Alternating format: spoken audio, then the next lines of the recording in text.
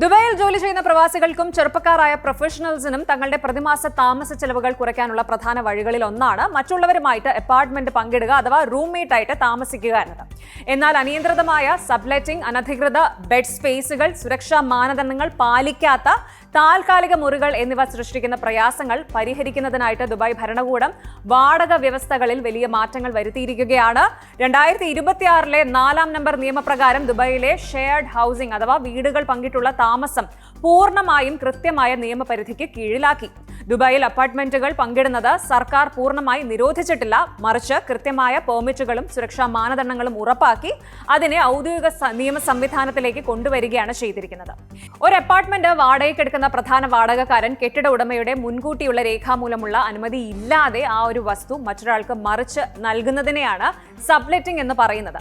ദുബായിലെ വാടക നിയമങ്ങൾ അനുസരിച്ച് കെട്ടിട ഉടമയുടെ വ്യക്തമായ എഴുതി തയ്യാറാക്കിയ സമ്മതമില്ലാതെ ഒരു കെട്ടിടമോ അതിന്റെ ഭാഗമോ മൂന്നാമതൊരാൾക്ക് വാടകയ്ക്ക് നൽകാനോ ഉപയോഗിക്കാൻ അനുവദിക്കാനോ പാടില്ല.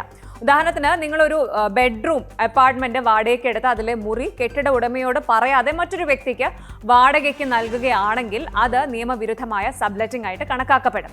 ഇത്തരം സാഹചര്യങ്ങളിൽ പ്രധാന വാടക കരാർ ലംഘിച്ചതിന് മുൻകൂട്ടി അറിയിപ്പില്ലാതെ തന്നെ വാടകക്കാരനെ ഒഴിപ്പിക്കാനും നിയമ നടപടികൾ സ്വീകരിക്കാനും കെട്ടിട ഉടമയ്ക്ക് അധികാരമുണ്ട്. അതേസമയം ചില പ്രത്യേക സാഹചര്യങ്ങളിൽ ഒരു വീട്ടിൽ ഒന്നിൽ കൂടുതൽ ആളുകൾ താമസിക്കുന്നത് നിയമവിധേയമാണ്. സ്വന്തം കുടുംബാംഗങ്ങളോടൊപ്പം താമസിക്കുന്നതിനോ അല്ലാതെ ഔദ്യോഗികമായി രജിസ്റ്റർ ചെയ്ത സഹതാമസക്കാരുമായിട്ട് അപ്പാർട്ട്മെന്റ് പങ്കിടുന്നതിനോ തടസ്സമില്ല. ദുബായ് ലാൻഡ് ഡിപ്പാർട്ട്മെന്റിന്റെയും ദുബായ് മുനിസിപ്പാലിറ്റിയുടെയും ഔദ്യോഗിക ചാനലുകൾ വഴി കൃത്യമായി രജിസ്റ്റർ ചെയ്ത താമസക്കാർക്കും ദുബായിലെ ഷെയർഡ് ഹൗസിംഗ് നിയമങ്ങൾ പൂർണ്ണമായി പാലിക്കുന്ന പങ്കാളിത്ത രീതികൾക്കും പൂർണ്ണ നിയമ പരിരക്ഷ ലഭിക്കും. എന്നാൽ വാടകക്കാർ സ്വയം തീരുമാനമെടുത്ത് മുറികളോ ബെഡ് സ്പേസുകളോ വാടകയ്ക്ക് കൊടുക്കുന്നതും പ്ലാസ്റ്റിക് അല്ലെങ്കിൽ മരപ്പലകകൾ ഉപയോഗിച്ച് താൽക്കാലിക വിഭജനങ്ങൾ സൃഷ്ടിച്ച് മുറികൾ തിരിക്കുന്നതിനും പൂർണ്ണമായും ശിക്ഷാർഹമാണ്.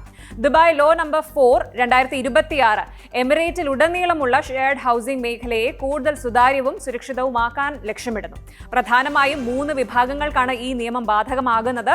തങ്ങളുടെ പ്രോപ്പർട്ടികൾ ഷെയർഡ് ഹൗസിംഗിനായിട്ട് മാറ്റിവെക്കുന്ന കെട്ടിട ഉടമകൾ, ഇത്തരം കെട്ടിടങ്ങൾ നിയന്ത്രിക്കാനും കൈകാര്യം ചെയ്യാനും ലൈസൻസ് ഉള്ള ഓപ്പറേറ്റർമാർ, നിർദ്ദിഷ്ട ഷെയർഡ് ഹൗസിംഗ് യൂണിറ്റുകളിൽ താമസിക്കുന്ന വാടകക്കാർ എന്നിവരാണിവർ. കൂടാതെ ദുബായിലെ ഫ്രീ സോണുകളിലും പ്രൈവറ്റ് ഡെവലപ്മെന്റ് മേഖലകളിലും ഈ നിയമം ഒരുപോലെ ബാധകമാണ്. എന്നാൽ കമ്പനികൾ ജീവനക്കാർക്കായിട്ട് നൽകുന്ന പ്രത്യേക ലേബർ അക്കോമഡേഷനുകളെ ഈ നിയമത്തിൽ നിന്ന് ഒഴിവാക്കിയിട്ടുണ്ട്. പുതിയ നിയമത്തിലെ ഏറ്റവും പ്രധാനപ്പെട്ട നിബന്ധന ഔദ്യോഗിക പെർമിറ്റുകളാണ്. ദുബായ് മുനിസിപ്പാലിറ്റിയുടെയോ മറ്റ് ബന്ധപ്പെട്ട അതോറിറ്റികളുടെയോ പ്രത്യേക അനുമതി ഇല്ലാതെ ഇനി മുതൽ ഒരു റെസിഡൻഷ്യൽ അപ്പാർട്ട്മെന്റും ഷെയർഡ് ഹൗസിംഗ് ആവശ്യത്തിനായിട്ട് ഉപയോഗിക്കാൻ പാടില്ല. സാധാരണയായി 1 വർഷത്തെ കാലാവധിയുള്ള പെർമിറ്റുകളാണ് നൽകുന്നത്. എന്നാൽ ഉടമകൾക്ക് വേണമെങ്കിൽ 2 വർഷത്തെ പെർമിറ്റിനായും അപേക്ഷിക്കാം. പെർമിറ്റിന്റെ കാലാവധി കഴിയുന്നതിന് കുറഞ്ഞത് 30 ദിവസം മുമ്പെങ്കിലും പുതുക്കലിനായിട്ട് അപേക്ഷ സമർപ്പിക്കേണ്ടതുണ്ട്. അനുമതി ലഭിക്കുന്നതിനായിട്ട് കെട്ടിടങ്ങൾ നിശ്ചിത കെട്ടിട നിർമ്മാണ മാനദണ്ഡങ്ങൾ പാലിക്കണം. ഒപ്പം താമസക്കാർക്ക് ആവശ്യത്തിന് ഇടം നൽകുകയും വേണം. ഉദാഹരണത്തിന്, ഒരു വ്യക്തിക്ക് കുറഞ്ഞത് 5 ചതുരശ്ര മീറ്റർ വാസസ്ഥലം നിർബന്ധമായും ലഭ്യമായിരിക്കണം. ഷെയർഡ് ഹൗസിംഗ് യൂണിറ്റുകൾ ആർക്കൊക്കെ വാടകയ്ക്ക് നൽകാം എന്നതിലും പുതിയ നിയമം വ്യക്തമായ അതിർവരമ്പുകൾ നിശ്ചയിക്കുന്നുണ്ട്. കെട്ടിട ഉടമയ്ക്കോ അല്ലെങ്കിൽ ഇതിനായിട്ട് ഔദ്യോഗിക ലൈസൻസ് ഉള്ള സ്ഥാപനങ്ങൾക്കോ മാത്രമേ ഒരു ഷെയർഡ് ഹൗസിംഗ് യൂണിറ്റ് പാട്ടത്തിന് നൽകാൻ അധികാരമുള്ളൂ. ഒരു സാധാരണ വാടകക്കാരന് ഈ അപ്പാർട്ട്മെന്റിന്റെ ഏതെങ്കിലും ഒരു ഭാഗം പോലും സബ്ലീസ് ചെയ്യാനുള്ള അധികാരമില്ല. 3 രീതികളിലാണ് ഷെയർഡ് ഹൗസിംഗ് ലീസിംഗ് സാധ്യമാകുന്നത്. ഉടമ നേരിട്ട് താമസക്കാർക്ക് വാടകയ്ക്ക് നൽകുന്ന രീതി, ലൈസൻസ് ഉള്ള ഏജൻസികൾ ഉടമയ്ക്ക് വേണ്ടി വാടക ഭരണം നടത്തുന്ന രീതി, അല്ലെങ്കിൽ ഒരു കമ്പനി ഉടമയിൽ നിന്ന് പ്രോപ്പർട്ടി മൊത്തമായിട്ട് വാടകയ്ക്കെടുത്ത് അനുമതിയോടെ സബ്ലീസ് ചെയ്യുന്ന രീതി. ഇവയാണത്. ഏത് രീതിയിലുള്ള വാടക ക്രമീകരണമായാലും ഷെയർഡ് ഹൗസിംഗ് യൂണിറ്റുകൾ കർശനമായ സാങ്കേതിക സുരക്ഷാ മാനദണ്ഡങ്ങൾ പാലിക്കേണ്ടതുണ്ട്. ആരോഗ്യം, അഗ്നിസുരക്ഷ, ശുചിത്വം, സുരക്ഷാ ക്രമീകരണങ്ങൾ, വൈദ്യുത സംവിധാനങ്ങൾ എന്നിവ മുനിസിപ്പാലിറ്റിയുടെ നിർദ്ദേശപ്രകാരമുള്ള നിലവാരം പുലർത്തണം. ഇതിനൊപ്പം സോഷ്യൽ മീഡിയ പ്ലാറ്റ്ഫോമുകളിലൂടെയോ മറ്റ് നിയമവിരുദ്ധ ബെഡ് സ്പേസുകളും പങ്കുവയ്ക്കൽ മുറികളും പരസ്യം ചെയ്യുന്നതിന് കടുത്ത നിയന്ത്രണങ്ങൾ ഏർപ്പെടുത്തിയിട്ടുണ്ട്.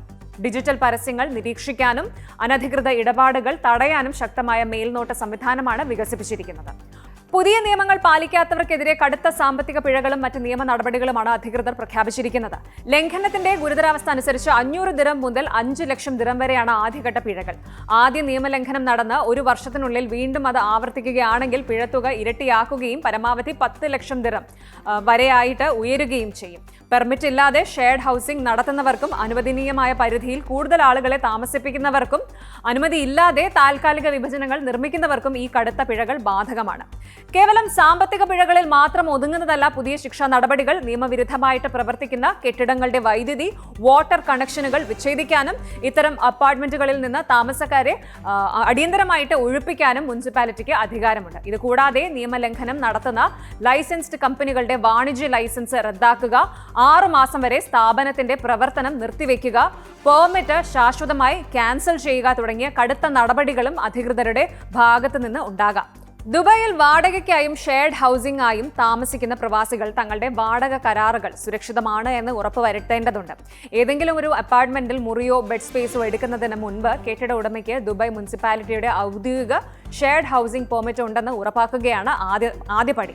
വാടകക്കാരൻ തങ്ങളുടെ കൂടെ മറ്റൊരാളെ താമസിപ്പിക്കാൻ ആഗ്രഹിക്കുന്നുണ്ടെങ്കിൽ എജാരി രജിസ്ട്രേഷനിലോ ലാൻഡ് ഡിപ്പാർട്ട്മെന്റിന്റെ ഇലക്ട്രോണിക് രജിസ്ട്രേഷനിലോ അവരുടെ വിവരങ്ങൾ ഉൾപ്പെടുത്തുകയും ഉടമയുടെ എഴുതി തയ്യാറാക്കിയ സമ്മതം വാങ്ങുകയും വേണം. വാട്സാപ്പ് ഗ്രൂപ്പുകളിലോ സോഷ്യൽ മീഡിയ പരസ്യങ്ങളിലോ കാണുന്ന നിയമവിരുദ്ധ വാഗ്ദാനങ്ങളിൽ വീഴാതിരിക്കാൻ പ്രത്യേകം ശ്രദ്ധിക്കേണ്ടതുണ്ട്. ചുരുക്കത്തിൽ പ്രവാസികൾക്ക് താങ്ങാനാകുന്ന ചെലവിൽ വാടക പാർപ്പിടം കണ്ടെത്താനുള്ള അവസരങ്ങൾ പൂർണ്ണമായി നിഷേധിക്കാതെ തന്നെ നഗരത്തിന്റെ സുരക്ഷയും കെട്ടിടങ്ങളുടെ ഗുണനിലവാരവും ഉറപ്പാക്കുക എന്നതാണ് ദുബായ് ഭരണകൂടം ലക്ഷ്യമിടുന്നത്. അനധികൃത കുടിയേറ്റവും അശാസ്ത്രീയമായ തിരക്കും മൂലമുണ്ടാകുന്ന അപകടങ്ങൾ ഒഴിവാക്കി സമാധാനപരമായ അന്തരീക്ഷം കെട്ടിപ്പടുക്കാൻ ഈ പുതിയ നിയമം സഹായിക്കും. വാടകക്കാരും കെട്ടിട ഉടമകളും ഒരുപോലെ പുതിയ നിയമാവലികൾ മനസ്സിലാക്കി പ്രവർത്തിക്കുന്നത് വഴി വലിയ സാമ്പത്തിക നഷ്ടങ്ങളിൽ നിന്നും നിയമ നടപടികളിൽ നിന്നും ഒഴിവാക്കാൻ സാധിക്കും. കൂടുതൽ വാർത്തകൾക്ക് news 18 Keralam YouTube channel subscribe ചെയ്യുക.